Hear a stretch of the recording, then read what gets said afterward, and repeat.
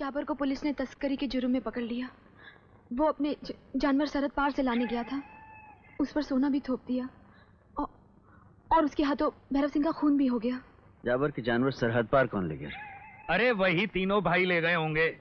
सोना भी साला उन्हीं का होगा और बेचारे जावर का थैंक यू। इस वक्त जावर कहाँ होगा? हवालात में है। पुलिस उसे जल्दी ही फतेहपुर ले जाने वाली है। उससे पहले तुम्हें उसकी मदद करनी होगी। घबरा मत तुलसी, फतेहपुर काफी लंबा रास्ता है, रास्ते में बहुत कुछ हो सकता है। क्यों गोपी दादा? Thank you.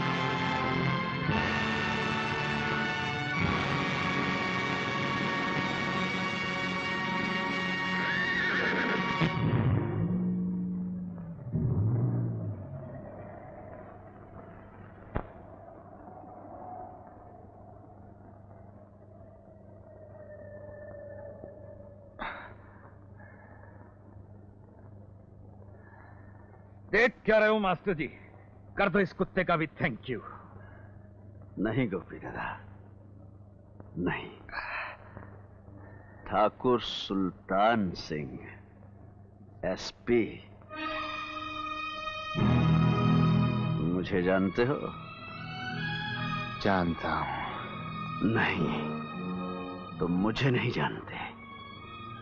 तुम सिर्फ उस रंजीते को जानते हो जो तुम्हारी नजरों में छोटी जात का है, उस इंसान को नहीं जिसने तुम्हारी ही तरह किसी मां की कोख से जन्म लिया है। मेरा जख्म अभी हरा है ठाकुर, देखना चाहोगे? उसकी गहराई नापने की तमन्ना है? तुमने गोली का जख्म देखा है, वो जख्म नहीं देखा जो मेरी आत्मा पर लगा है। उस जख्म का नाम है गरीबी, जात पात, गुलामी। देखना चाहोगे? बड़ी बड़ी बातें करके अपने गुनाहों पे पर्दा डालना चाहते हो? पर्दा तो तुमने डाल रखा है अपनी आत्मा पर। पर्दा इस वर्दी का, ऊंची जात का, झूठी शान का। ठाकुर, कभी इस पर्दे को हटाकर देखो, तुम्हें अपने गुनाह खुद नजर आ जाएंगे। ये सब फजूल है, बकवास है। रंजीता, मैं तुम्हारे सामने निहत्था खड़ा हूं। उठाओ बंदूक, चलाओ गोली। जहां इतने गुनाह किए हैं वहां एक और सही। ठाकुर,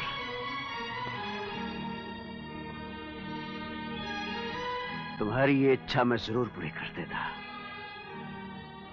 काश तुम सुमित्रा की मांग का सिंदूर ना होते।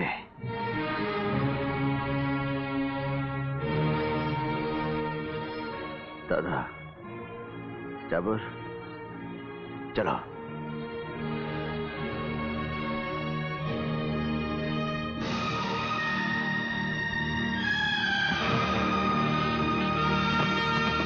कोई शक?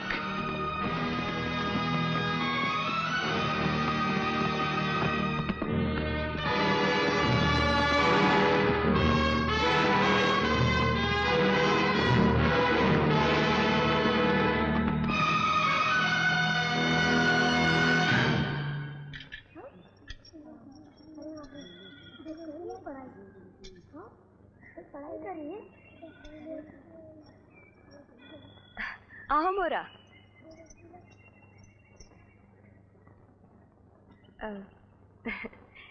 रंजीत को चिट्ठी लिखवानी है ना? उन्हें मिल जाएगी ये चिट्ठी? क्यों नहीं मिलेगी, तुम लिखवाओ तो।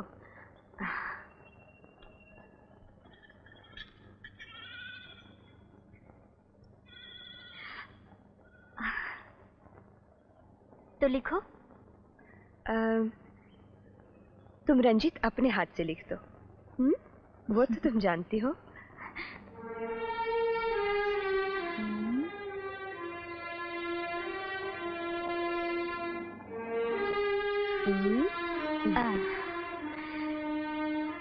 इसके पहले मेरे मैं लिख देती हूँ। मेरे रंजीत, ठीक है? अब बोलो, क्या लिखूं? लिखो।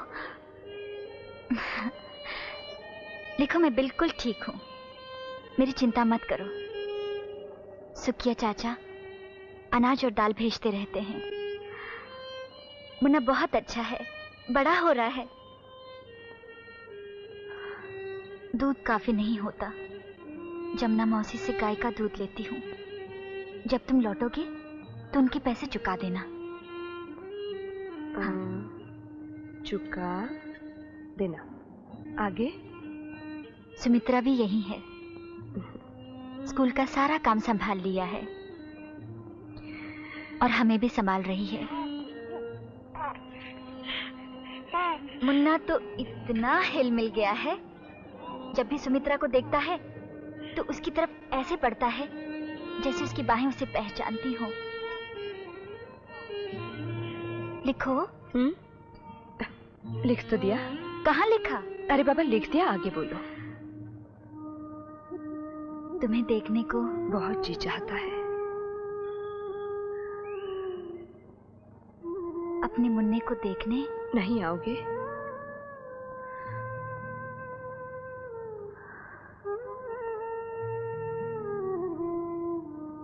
देखो, मैं पूर्णमासी की रात चंद्रमा को देखती रहूंगी, तुम भी देखना।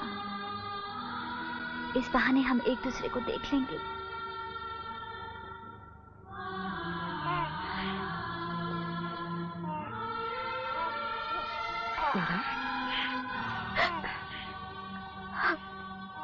चुप।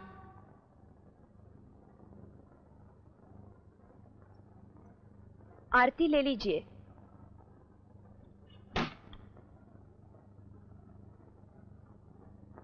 पूजा करके आ रही हैं आप? जी।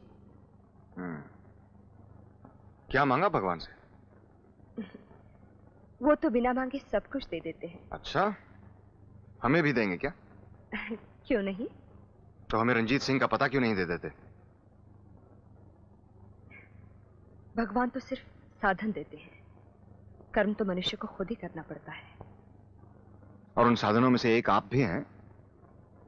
आप ही क्यों नहीं रंजीते का पता बता देती? अगर जानती तो जरूर बता देती। आप नहीं जानती?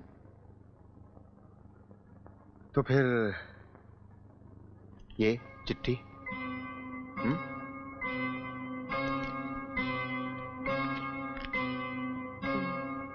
हो, ये चिट्ठी तो मैंने बेचारी मोरा के दिल की तसल्ली के लिए ऐसी ही लिख दी थी। वो भोली तो ये भी नहीं जानती कि रंजीत बागी हो गया है। लेकिन आपका इस तरह एक बागी का स्कूल चलाना, उसकी बीवी बच्चों की देखभाल करना, ये ठीक लगता है क्या? अगर ठीक नहीं लगता तो करती ही क्यों?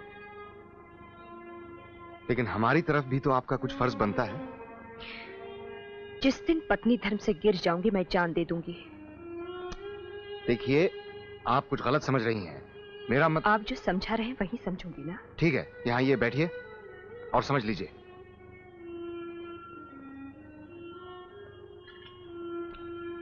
रंजीत सिंह डाकू बन गया है, बहुत खतरनाक डाकू। उसे जिंदा या मुर्दा पकड़ना हमारी जिम्मेदारी है। आप कुछ भी कहिए, लेकिन रंजीत के लिए मुर्दा शब्द न कहिए। हमारे कहने न कहने से क्या होता है? राजस्थान की सारी पुलिस उसके शिकार पर निकली हुई है। अगर रंजीत अपने आप को कानून के हवाले कर दे तो हम उसकी पूरी मदद करेंगे। तो आप अपने साधनों से उस तक संदेशा भिजवा दीजिए कि सुमित्रा उससे मिलकर बात करना चाहती है। वो आएगा? जरूर आएगा। आपकी बात मानेगा? बात तो वो सिर्फ अपनी आत्मा की ही मानेगा, लेकिन मैं उसकी आत्मा को झंझोड़ने की कोशिश करूंगी। ठीक है, लेकिन आप अकेली नहीं जाएंगी, हम भी आपके साथ चलेंगे। सिर्फ आप? सिर्फ। और आपको हमें वचन देना पड़ेगा कि ना ही आप रंजीत के साथ धोखा करेंगे और ना ही उस पर वार करेंगे। सुमित्रा जी, प्यार और विश्वास दो पहिए हैं जिन पर जिंदगी की गाड़ी चलती है। दोनों में से एक भी पहिया उखड़ जाए तो गाड़ी पलट जाती है।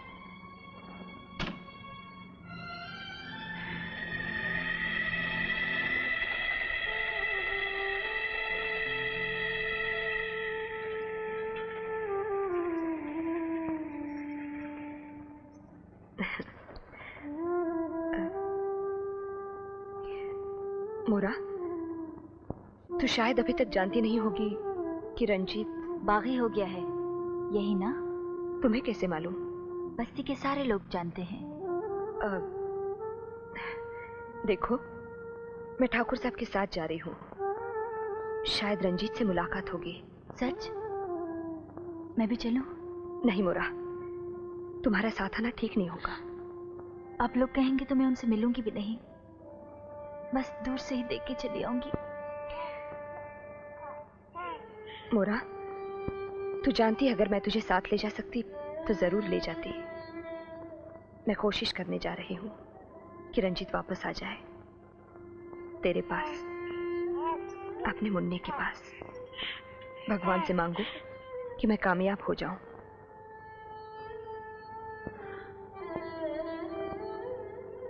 जाओ सुमित्रा, मैं यहीं तुम्हारा इंतजार करूंगी। मगर मोरा, हमें जाने कितना समय लग जाए। पूरे जन्म से ज्यादा समय तो नहीं लगेगा ना?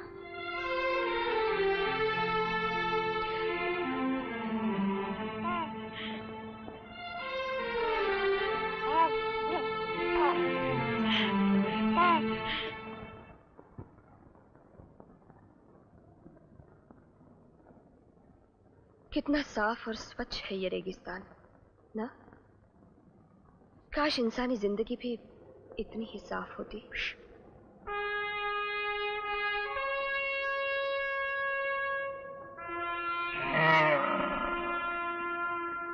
जावर। जी हाँ, जावर फिर एक बार आपके सामने मौजूद। कोई शक? रंजीत एक आदमी, शायद इसको आगे भेजा है देखने के लिए कि हम अकेले आए हैं या पुलिस के। गोपी हवलदार। Thank you.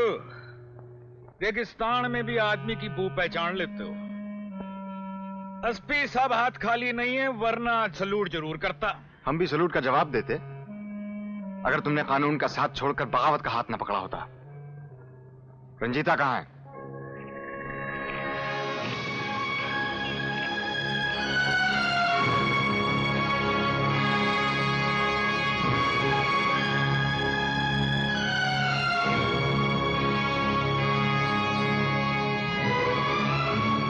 रंजीते। रंजीत सिंह चौधरी कहो एसपी साहब। सुमित्रा जी का हुक्म था, टाल नहीं सका। अपनी हिफाजत के लिए दो रखवाले साथ लाए हो? आप भी तो अपना रखवाला साथ लाए हैं जो इन दोनों से मजबूत है। तुम हमें जावर की बात याद दिला के हमें नीचा दिखाना चाहते हो? आप गलत समझ रहे हैं एसपी साहब। ऊंचा और नीचा जैसा शब्द तो रंजीत की किताब में ही नहीं है। कानून और शांति जैसे शब्द भी नहीं है। भगवान के लिए शांत हो जाइए। हम यहाँ बात करने आए हैं, झगड़ा नहीं।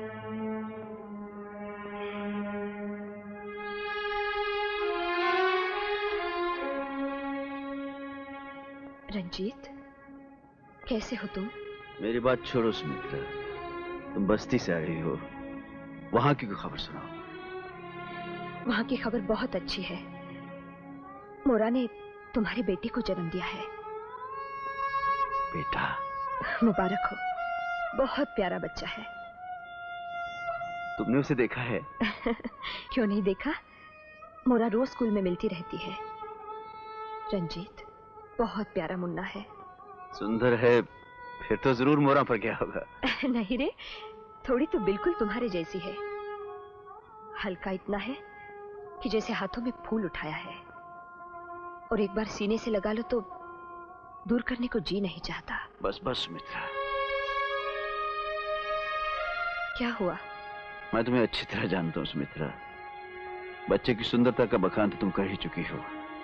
अब मोरा के दुखों की बात करोगी और फिर मुझे अपना रास्ता छोड़कर वापस लौट जाने की जिद करोगी, यही ना? चलो ऐसा ही सही, मगर सच बताओ, तुम्हारा जी नहीं चाहता अपने मुन्ने को देख लो, उसे अपने सीने से लगा लो, उसका माथा चूम लो? बोलो। मैं इतना पत्थर तो नहीं हूं। तो फिर छोड़ दो ये रास्ता। मैं तुम्हारी मिन्नत करती हूँ रंजीत, और किसी के लिए नहीं तो अपने प्यारे मुन्ने के लिए। तो जिस नन्ही सी जान का वास्ता दे रही हो तुम, ऐसी ही नन्ही जानों के लिए तो मैंने बंदूक उठाई है। मैंने आंख खोली तो गुलामी की जंजीर में, लेकिन अब जब आने वाली पीढ़ी होश संभालेगी, मैं इस निजाम को बदल डालूंगा। तुम्हारे अकेले के किए से क्या होगा रंजीत? बरसात की पहली बूंद को तपती हुई जमीन पर गिरकर फना होना ही पड़ता है। रंजीत ऐसा ना कहो, वापस आ जाओ, अपने आप को पुलिस के हवाले कर दो। इन्होंने मुझसे वादा किया है, ये तुम्हारी पूरी पूरी मदद करेंगे। किसके वादे की बात कर रही हो? एक पुलिस ऑफिसर के, जो ठाकुर भी है। तुम्हें हमारी जात पर हमला करने का कोई हक नहीं है, समझे? मुझे धमकाने की कोशिश मत करो ठाकुर। धरती माँ की गोद में सब बराबर हैं। हम बराबर नहीं थे, अब बराबर हो गए। एक एहसान तुमने हम पे किया था, आज हमने उसका बदला चुका दिया। आज के बाद हम और तुम आमने सामने हैं, दरमियान में कोई भी नहीं है, सुमित्रा जी भी नहीं। कानून के हाथ बहुत लंबे होते हैं रंजीते, मैं तुम्हें छोड़ूंगा नहीं। अच्छा, मैं सचमुच डर गया ठाकुर। डरना सीख ही लो रंजीते, क्योंकि आज के बाद मौत तुम्हारा पीछा करेगी।